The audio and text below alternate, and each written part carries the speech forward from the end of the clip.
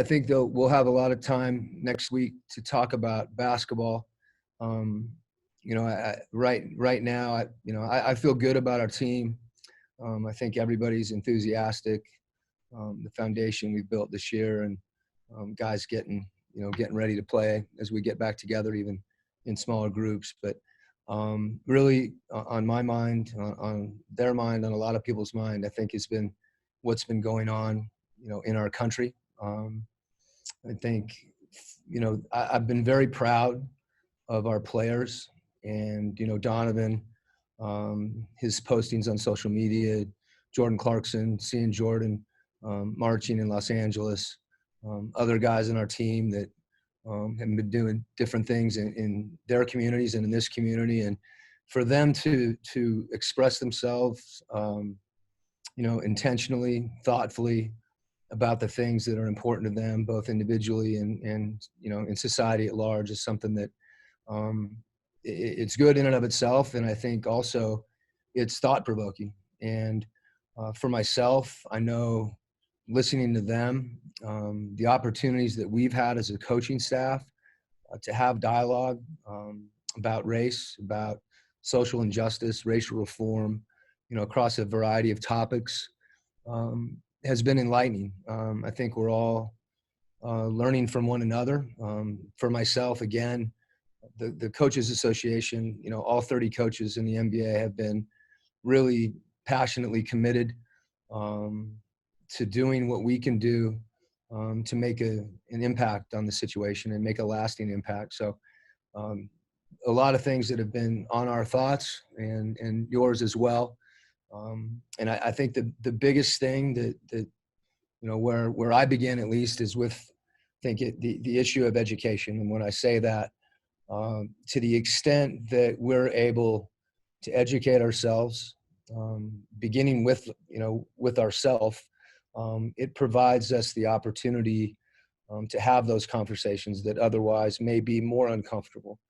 And I think as we do that too, there's less likelihood that we could become detached from things that on some level you may not think impact you, and you realize that not only do they impact you, but whatever complacency that you may have towards those things, the road from complacency to complicity is a slippery slope. And I think as we educate ourselves more and more, that complacency falls off, and and then it's an opportunity to act. And how we act, I think, varies from individual to individual, from organization to community. There's all kinds of different ways that can happen. It can happen in the smallest of ways, where you see racism and confront it.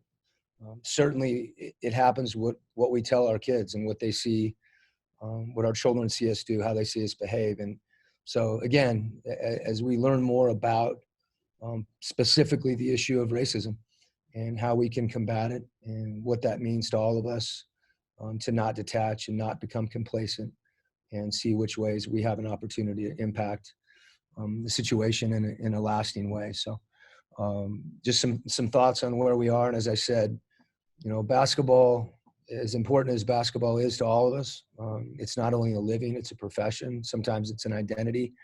The identity that matters more than any other is who we are and our integrity as people. And that's what we're looking directly in the eye. Hey, Mark. Hey, Quinn, hope you and yours are hanging in there. Same to you. Yep. Thank you. So I understand you're part of the coaches committee with the racial justice reform with Steve and Pop and Lloyd Pierce and Nate McMillan. What were some of your takeaways as far as the ideas that you guys have been brainstorming on how to address some of these issues? Well, first, I think, the most important thing for me, it remains so, but as the conversation started, first, with all the 30 coaches, and then obviously with that smaller group, the Committee for Racial Injustice and Reform, there's a commitment, there's a unity that all the coaches feel, to take steps to impact and to hopefully create lasting change. The resolve, in my mind, is something that I think is unique to this group about a specific issue. it's really brought people together within the committee. The dialogue that's occurred, whether it's on a text message or an email or meetings that we've had a lot of meetings, and the education that I've been able to receive on any number of issues is something that it's humbling in many ways, and it's also inspiring. So as those conversations have moved forward, I think that we're in a process of talking to people, local leaders, grassroots organizations. We've had different partnerships with different people that have come in and spoken to us. Brian Stevenson, for example, with the Equal Justice Initiative.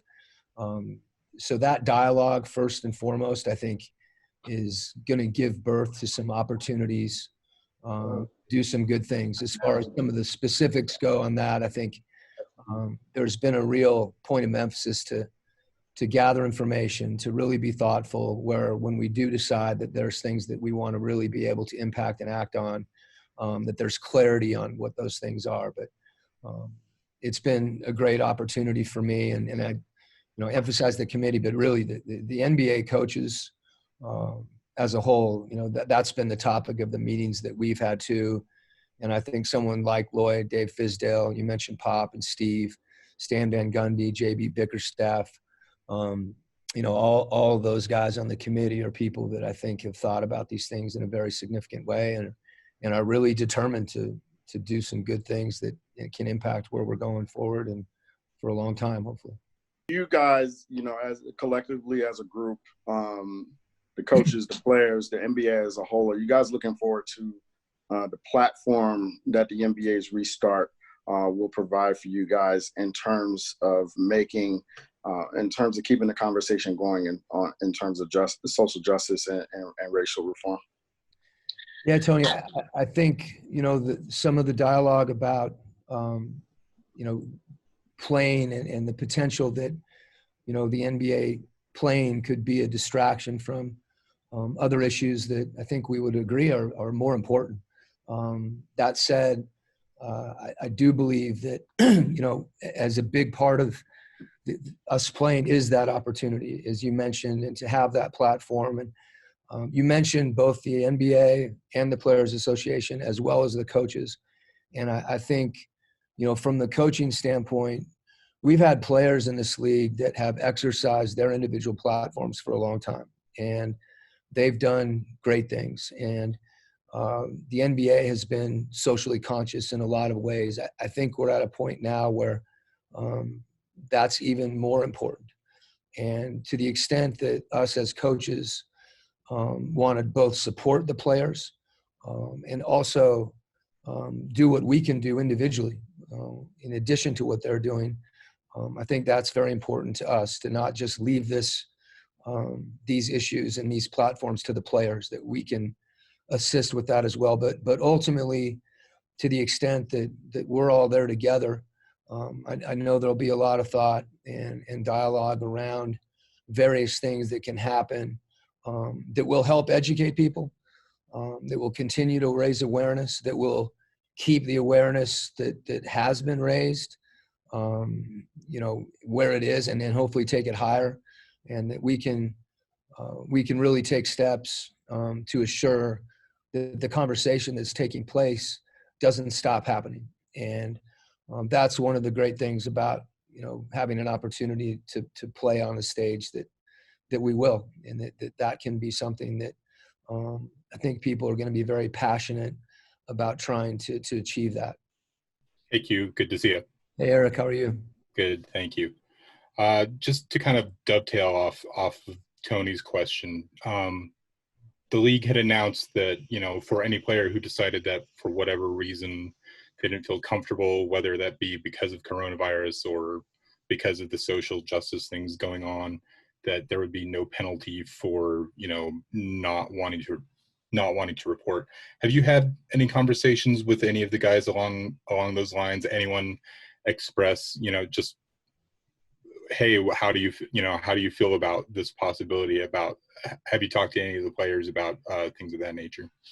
Well, I think one of the things really throughout this hiatus period that, you know, other teams and obviously we have tried to do is to facilitate dialogue, you know, and that dialogue early on was, you know, about the virus and COVID. And as things have evolved, it's been really important for us to meet as best we can over Zoom and talk about, you know, social justice issues and racial reform and the things that we've been talking about on the call. So we've had that dialogue, you know, in an indirect way about Orlando, as the conversations that we've had have you know, brought those issues to the forefront.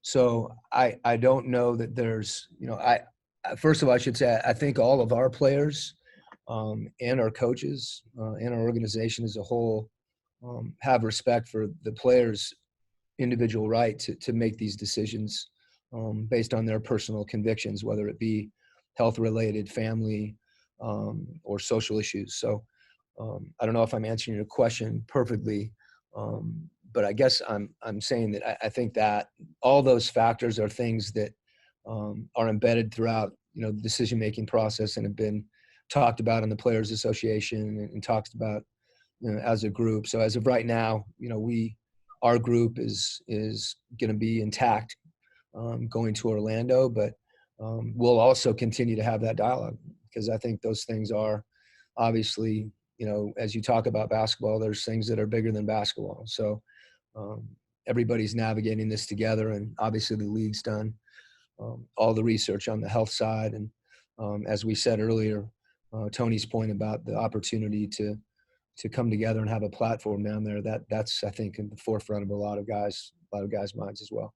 You talked about education being part of the important thing, and we've seen you talk on different platforms, whether it's podcast or on a TV spot, about as a white man educating yourself and the people around you. And I'm wondering kind of what duty you feel or what that education has looked like within your family and your children and how you're kind of approaching that. Well, you said it much better than I could have about how I feel about my family. You know, I've got 4 kids, 9, 7, 3, 5, and 3. And, you know, whether it's me and my wife talking, friends talking, you know, things they hear on the news, there's dialogue that they're trying to process. And our ability as parents and my ability as a father to speak intelligently about those things in a way that can be productive and enlightening to children. Sometimes, you know, you have to translate to, you know, a 9-year-old's language, and that's easier to do if you're self-aware about the things that you feel are important that are impacting you and potentially your family, and definitely your family. So to me, we went down as a family with our masks and all those things on Juneteenth, and I wanted them to be a part of that, to hear the speakers, to march with people. We did that as a group, and you know, that begs questions. You know, your kids want to make signs, they want to participate, and that's, even if they can't understand everything on a level that we would say is educated, I think they understand generally the importance of, you know, of treating each other not only with respect but fairly, and people being treated justly throughout our society. So that to me, you know, children, you know, grow up, and racism isn't something that any of us are born with. So to the extent that we have that obligation individually to educate ourselves, I think that's, you know, manifold with our children, because we have the greatest impact on them as parents as anyone. Donovan has been very vocal in his responses to some of the comments from the community in response to the Jazz's statement, and, you know, obviously his own Instagram posts as well. I'm kind of curious what your opinion is and how you view Donovan's, I guess, 3 things. You've got the Jazz's initial statement, you've got Donovan's reaction, and then just kind of how a mostly black team interacts with a mostly white community. Yeah, I think I understand what you're saying, Andy. Well, let me reiterate what I said at the beginning is, I'm extremely proud of Donovan that he's articulating, even in the form of a post. Obviously, that's a form of expression, something that he feels that is important personally and important to our society, generally speaking, at large. Um, there were a lot of positive comments surrounding Donovan's post. That said, there were also some comments that were, abominable and things that we all should never tolerate. So, to the extent you can rationalize some of those negative comments by saying there were positive comments, I think that's a mistake. That we all have to be that diligent, because as long as those comments are there, there's work to be done. So as far as our players in general, I think all of those guys and all of our staff are supportive of one another in what they're doing. And I think with respect to a community, I think, my focus is really on us being the best version of ourselves as we possibly can be. And that, to me, again, circles back to some of the educational issues. And when I say that, education can come in so many different forms, and you have to be willing to be vulnerable in what you feel like you don't know. And we've heard a lot of talk about uncomfortable conversations, and that's okay. I mean, one of the things that's been talked about a lot is it's okay to be uncomfortable. So Donovan was certainly uncomfortable on some level. It takes courage to stand up for what you believe in. And to the extent that he made some other people and some of us uncomfortable, I don't know that's, I think that's a good thing. And, part of, I think, the challenge with this is for us not to be defensive, that things that are said, it's not always an accusatory statement. People, we don't need to be defensive about what we hear. We need to process it, try to understand it, because at that point, when we have a greater understanding, we can have that dialogue, and we begin to find those ways that we can to unite. Quin, when you are talking, whether it's as the committee or in small groups or broadly among coaches, look, we all understand the top line here. Like, we need to eliminate racism. I think we can all agree on that, but it's tough to get 2 people, much less 30, to agree on anything else as far as a process. How important is it that there's some sort of uniformity to the message, or would you say it doesn't matter if there's a uniformity to the message once we get to Disney? Well, I think, a lack of uniformity, as long as it's surrounding the same general topic of, social injustice, racial reform, the more voices, the better. To the extent that voices are, collaborative, that message can be sometimes more poignant around a singular issue. I think that's been part of the process, is being very patient, although incredibly resolved and diligent about finding ways that an impact can be made, that trying to change everything is not possible. So to the extent that there are things that are identified and ways of expressing those things, I think that's paramount. And that's the dialogue that's been happening with the coaches. And, I know that's the dialogue that's going on with the players. And, my expectation is that a lot of those voices come together, and we'll certainly, I think everybody wants the same thing, so to speak, and how you get there in some ways isn't as important as where you're going.